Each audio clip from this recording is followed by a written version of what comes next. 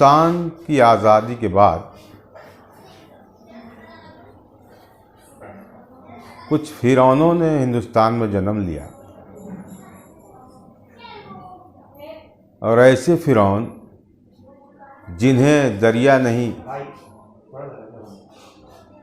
चुल्लू भर पानी में डूब मरने पर मजबूर किया, वो नाम था डॉक्टर राहत इंदौरी का। डॉक्टर राहत इंदौरी ने हर उस मौके पर शेर कहा पढ़ा जहां हमारी कौम को ज़रूरत थी। गुजरात के जुल्म के बाद राहत इंदौरी ने शेर पढ़ा और वहाँ के लोगों को हौसला दिया, सहारा दिया, हिम्मत दी। और उसने शेर पढ़ा कि फिर एक बच्चे ने लाशों के ढेर पर चढ़कर ये कह दिया कि अभी ख़ानदान बाकी है। गोधरा कांड के ताल्लुक़ से जब उन्होंने कलम उठाया तो उन्होंने शेर पढ़ा कि अपने मुर्दे भी जो जलाते नहीं, मुर्दा लोगों को क्या जलाएंगे। सियासी ऐवान की नाअहली देखकर, वहाँ के नाअहलों को देखकर उन्होंने महसूस किया तो शेर पढ़ा कि सौदा यहीं पे होता है हिंदुस्तान का, संसद भवन में आग लगा देनी चाहिए। जब उन्होंने ये महसूस किया कि मेरी कौम को दहशतगर्द कहा जा रहा है, उस पर तरह तरह के गलत इल्ज़ामात लगाए जा रहे हैं, तो उस शख्स ने शेर कहा कि ये जो लाखों करोड़ों 5 वक्तों के नमाजी हैं, ये जो लाखों करोड़ों 5 वक्तों के नमाजी हैं, अगर सचमुच में दहशतगर्द हो जाएं तो क्या होगा। अगर सचमुच में दहशतगर्द हो जाएं तो क्या होगा। जब राहत इंदौरी ने किसी अमीरज़ादे को गरीब का इस्तेहसाल होते हुए देखा तो राहत इंदौरी का दिल तड़प उठा और उसने बेसाख्ता शेर कहा कि आपकी नज़रों में सूरज की है जितनी अज़मत, हम चरागों का भी उतना ही अदब करते हैं। राहत इंदौरी साहब से जब किसी ने ये पूछा कि मुल्क के हालात क्या हैं, मुल्क की अमन व सलामती के बारे में आप कुछ कहिए, तो उन्होंने शेर कहा कि हम अपने मुल्क में महफूज भी हैं, खुश भी हैं। हम अपने मुल्क में महफूज भी हैं, खुश भी हैं। ये सच नहीं है मगर एतबार करना है। ये सच नहीं है मगर एतबार करना है। तो दोस्तों, मैं बताना ये चाह रहा हूँ कि राहत इंदौरी एक ऐसी शख्सियत का नाम था, एक ऐसा शख्स था वो जिसने हर अहद में, हर माहौल में हम लोगों को हौसला दिया, जिसने हमें सहारा दिया, जिसने हमें हिम्मत दी। इतने बड़े फिरौनों के सामने अल्लाह ने एक मूसा सिफत शख्स हमारे सामने लाकर खड़ा कर दिया, जो हमारी कौम के ताल्लुक़ से उन मुज़ोरों का मुकाबला करता था, जिनके जो समझ में आता था बोल देते थे। आज वह हमारे दरमियान नहीं है, हमें इसका बेहद दुख है। और ख़ास तौर से मैं अल्ताफ़ ज़िया, राहत इंदौरी एक ऐसा शख्स था कि उसके सामने नज़र मिला के कोई बात नहीं कर सकता था। मैंने 20 साल उस शख्स के साथ सफ़र किया है। ये मेरे लिए ऑनर है, ये मेरे लिए फ़ख्र की बात है। और आज मैं जो आपके सामने हूँ, ये भी उसी की दुआओं का नतीजा है जो मैं आपसे बात कर रहा हूँ। वरना ना मुझे बोलना आता है, ना सुनना आता है, ना कुछ कहना आता है। मेरे अंदर जो कुछ भी है, शायद अल्लाह तबारक ताला के बाद मैंने उन्हीं से सीखा है। मैं और मेरा शहर उनके जाने के दुख में बहुत ही गमज़दा है और हमेशा हम उन्हें याद करते रहेंगे। और सामईन, मैं आपसे एक बात और अर्ज़ कर दूं कि राहत इंदौरी अब दूसरा तो पैदा नहीं हो सकता, लेकिन अगर हम उसके रास्ते पर चलें, उसके बताए हुए जुमलों पर गौर करें, तो अल्लाह तबारक ताला हमारे अंदर भी, हमारी नस्ल में भी ये चीज़ पैदा कर सकता है। हमें अल्लाह से यही उम्मीद है कि अल्लाह तबारक ताला हमारी कौम में ऐसे ही शायर, ऐसे ही अदीब पैदा करे जो हम लोगों को हौसला दे, हिम्मत दे, ताकत दे। मालेगांव से मुताल्लिक रहा इंदौरी साहब का क्या ताल्लुक रहा और मालेगांव से मुताल्लिक वो क्या महसूस करते थे? मालेगांव की तरफ से जब भी उन्हें कोई फ़ोन हुआ, जब भी कोई कॉल हुई, तो वो दौड़े चले आते थे, बिना किसी बात के, बिना किसी मुआवजे के। वो कहते थे बस आप बुला रहे हैं, मेरा मालेगांव, जब भी मैं मालेगांव आता हूँ तो मुझे ऐसा लगता है कि मैं अपने शहर में आ गया हूँ, मेरे अपनों में आ गया हूँ। और वो जब यहाँ आते भी थे तो ऐसा हमें भी महसूस होता था कि ये इंदौर में नहीं, मालेगांव ही में रहते हैं, मालेगांव के लोगों से इश्क करते हैं। और ये मालेगांव वालों के लिए बहुत बड़ी बात थी कि वो मालेगांव के हर शख्स से जो अदब से ताल्लुक़ रखते थे, उनसे उन्होंने इश्क किया, मोहब्बत की। आपके उनके बड़े दीवाना मरासिम थे। मालेगांव के शहरियान से मुताल्लिक वो क्या महसूस करते थे? मालेगांव के शहरियान को वो क्या समझते थे? मालेगांव के ताल्लुक़ से जब भी हम सफ़र में गुफ्तगू करते थे तो बखुदा अल्ताफ़ राहत साहब यही कहते थे कि अल्ताफ़ ज़िया, आप बहुत खुशनसीब हो कि एक उर्दू के माहौल में आपकी पैदाइश हुई। जब मैं शहर में आता हूँ आपके, और जब उर्दू बोर्ड देखता हूँ तो मेरा दिल खुशी से उछल पड़ता है। मैं जब मदरसों को देखता हूँ तो मेरा ईमान ताज़ा हो जाता है। मैं जब मस्जिदों को देखता हूँ तो मन करता है कि मैं भी इसी शहर में पैदा हुआ होता जहाँ मस्जिदें हैं, मीनार है, मदरसा है, उर्दू है, उर्दू वाले हैं। जनाबे राहत इंदौरी साहब के विसाल के बाद उर्दू शायरी को क्या नुकसान हुआ, आप क्या महसूस करते हैं? ये तो पूरा जहान इसकी गवाही देगा, शहादत देगा कि उर्दू के मुशायरे का एक ऐसा मुजाहिद हमसे अलग हो गया जिसकी वजह से उर्दू में जान थी, उर्दू की शान थी। राहत इंदौरी एक ऐसा शख्स था, वो जिस लफ्ज़ को छू लेता था वो गज़ल बन जाती थी, जिस हर्फ से वो बात करता था वो गज़ल बन जाती थी।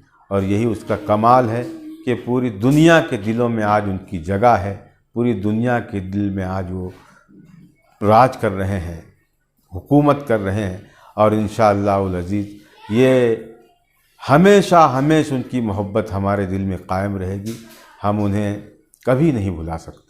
मैंने जब से होश संभाला है शायरी की दुनिया में, और जब से मैं राहत साहब को सुन रहा हूँ, मैंने ये देखा, ये सुना कि डॉक्टर राहत इंदौरी साहब ने कभी मायूस कुन बात नहीं की, कभी मायूसाना जुमले नहीं कहे, कभी मायूसी के शेर नहीं पढ़े। इब्तिदा से लेकर आज तक जब से मैं उन्हें सुन रहा हूँ या जब से उन्हें दुनिया के लोग सुन रहे हैं, उन्होंने हमेशा हौसले की बात की, हिम्मत की बात की।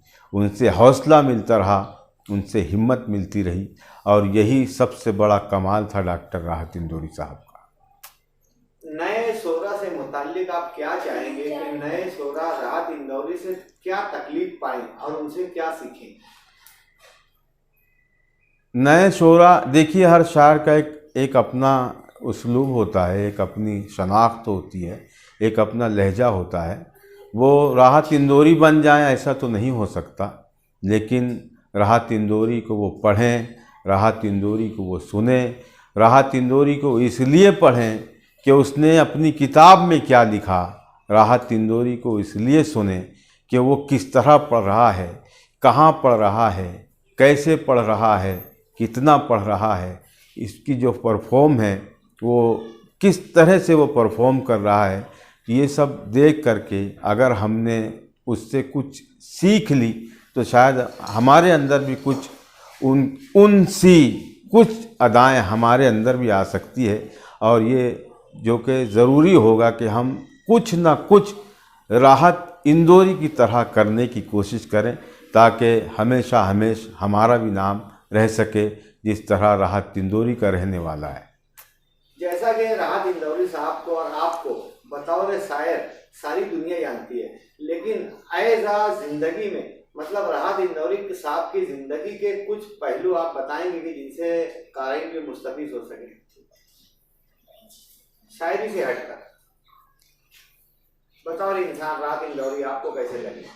देखिए, हमें उनके जाने का बहुत दुख है, बहुत गम हो रहा है, लेकिन एक खुशी ये भी हो रही है कि उस शख्स ने पूरी ज़िंदगी सच का दामन उसने नहीं छोड़ा। आखिरी सांस तक वो सच्चाई के साथ खड़ा रहा, सच्चाई पर डटा रहा।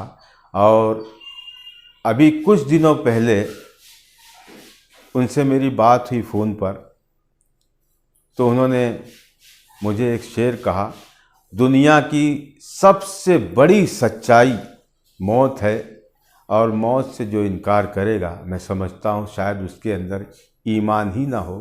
राहत साहब ने मुझे कॉल किया और उन्होंने कॉल करते ही एक शेर सुनाया। वो शेर शायद आखिरी शेर रहा हो, वो मैं आप तक पहुंचाना चाहता हूं कि तमाम शहर ने की मेरी मग़फ़िरत की दुआ, तमाम शहर ने की मेरी मग़फ़िरत की दुआ, मुझे भी मौत का अपनी बहुत मलाल हुआ। क्या बात। राहत साहब से मुताल्लिक आप क्या दुआ फरमाना चाहेंगे अल्लाह के हुजूर? देखिए, अल्लाह से तो यही इल्तिजा है, यही दुआ है कि अल्लाह तबारक ताला डॉक्टर राहत इंदौरी साहब को करवट करवट उनके नाम की तरह राहत अता करे, उनके काम की तरह राहत अता करे। उन्होंने जितने भी काम किए हैं, मैं इसका गवाह हूँ कि हर काम एक नायाब काम हुआ करता था। किसी की मदद कर रहे हैं तो वो मदद का जो उनका स्टाइल है वो अलग होता था। किसी से मजाक कर रहे हैं तो वो मजाक का हिसाब अलग होता था। किसी के बारे में कुछ बोल रहे हैं तो वो बोलने वाले को भी अच्छा लगे, चाहे वो उसे डांट रहे हों। तो मैं समझता हूँ कि अल्लाह ताला को भी उनकी ये तमाम अदाएँ पसंद आती होंगी, और मुझे और हम सब को उम्मीद है कि अल्लाह तबारक ताला उन्हें करवट करवट जन्नत और राहत नसीब फरमाएगा। युवराज मिस्टर प्रिंस यानी सतलज और डॉक्टर राहत साहब के अहले खाना के लिए आप क्या सोगवारी और क्या पुरसा देना चाहेंगे? मैं उनके लिए तो यही कहूँगा कि तमाम उम्र वो अदब की खिदमत में लगे रहे। 20 साल मैंने उनके साथ सफ़र किया है। सफ़र के दरमियान जब घर की बात होती थी तो वो हमेशा यही बोलते रहे कि ज़िया, मैंने होश संभाला जब से सफ़र ही सफ़र किया है। मैं महीने में कुछ दिनों के लिए घर जाता हूँ तो मेरा मन नहीं करता कि मैं फिर से घर से निकल जाऊँ। मेरा मन नहीं करता कि मैं अपने बच्चों को छोड़ दूँ, लेकिन मुझे उर्दू भी बचाना है, मुझे घर भी बचाना है, अपने आप को भी बचाना है। तो मैं खिदमत अदब के लिए घर से निकल जाया करता था, वरना कौन शख्स ऐसा होगा जिसे अपने बीवी बच्चे अजीज़ ना हो। लेकिन मैं पत्थर का कलेजा रख कर के उर्दू की खिदमत में निकल जाया करता था। लेकिन अल्लाह का एहसान है कि मैं जिस मकसद के तहत अपने घर को मैंने छोड़ा था उसमें मैं कामयाब रहा। मेरे घर वालों की भी मुझे दुआएं मिली, मेरे हिंदुस्तान की भी मुझे दुआएं मिली, मेरे सुनने वालों की भी मुझे दुआएं मिली। ये अक्सर वो कहा करते थे और गमज़दा भी हो जाते थे, लेकिन ये उनका दुख सुख में बदल गया और वो आज पूरी दुनिया के दिल पर राज कर रहे हैं। यही उनका सबसे बड़ा कमाल राहत है। साहब के बेटे, आपके भाई और हम सब के भाई सतलज के लिए आप उनका नाम लेकर क्या पैगाम देना चाहेंगे? भाई सतलज इन दिनों उन्हीं के साथ रहा करते थे। मैं समझता हूँ कि वो जितना टैलेंटेड है, जितना समझदार है, उसने कुछ ही दिन में वो तमाम चीज़ें उसके अंदर उतर गई होंगी जो राहत साहब के अंदर थी।